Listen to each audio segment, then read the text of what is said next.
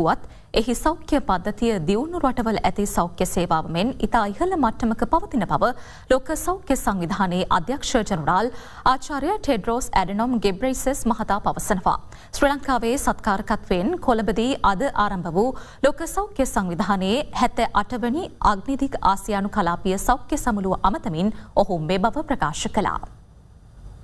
ලෝක සෞඛ්‍ය සංවිධානය කරන 78 වන අග්නිදිග ආසියානු කලාපීය සෞඛ්‍ය සමුළුව කොළඹදී අද පෙරවරුවේ ආරම්භ වුණා. ඒ සඳහා ලෝක සෞඛ්‍ය සංවිධානයේ අධ්‍යක්ෂ ජනරාල් ආචාර්ය ටෙඩ්රෝස් ඇඩිනම් ග්‍රෙබියාසස්, කතානායක වෛද්‍ය ජගත් වික්‍රමරත්න, සෞඛ්‍ය හා ජනමාධ්‍ය අමාත්‍ය වෛද්‍ය නලින්ද ජයතිස්ස යන මහත්වරු සහ රටවල් 9ක සෞඛ්‍ය අමාත්‍යවරු සහ තානාපතිවරු සහභාගී වුණා.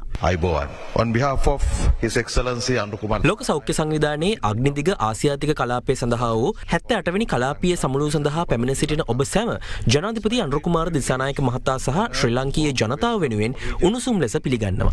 for Southeast Asia. පිළිගැනීමේ කතාවෙන් පසු සෞඛ්‍ය අමාත්‍යවරයා සෞඛ්‍ය අමාත්‍ය ලේකම් වෛද්‍ය අනිල් ජයසිංහ සහ සෞඛ්‍ය සේවා අධ්‍යක්ෂ ජනරාල් වෛද්‍ය අසිල ගුණවර්ධන යන මහත්වරුන් විසින් සෞඛ්‍ය සම්බන්ධයෙන් මෙරට සැකසූ ග්‍රන්ථයක් ආරාධිතින් වෙත පිළිගන්වනු ලැබුවා. We are preparing to launch the National Health and Wellbeing Policy.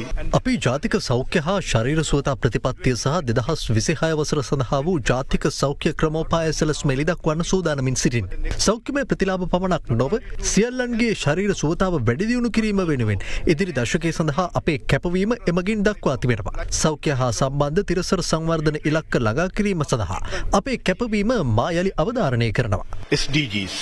The last time I was here in Colombo was for World Health Day 7 years ago in 2018. And I congratulate Sri Lanka for its many achievements in public health since independence. By the way, since 2018, I can see lots of changes also in Colombo. Especially focused on healthcare in this country has been free at the point of delivery since 1952. Very shortly after independence. As a result, although Sri Lanka is classified as a lower middle income country, it had the health profile of many high income countries. Almost every woman who gives birth does so with a skilled birth attendant. Almost every child receives routine immunizations. You have defeated malaria, eliminated lymphatic filariasis and maternal and neonatal tetanus.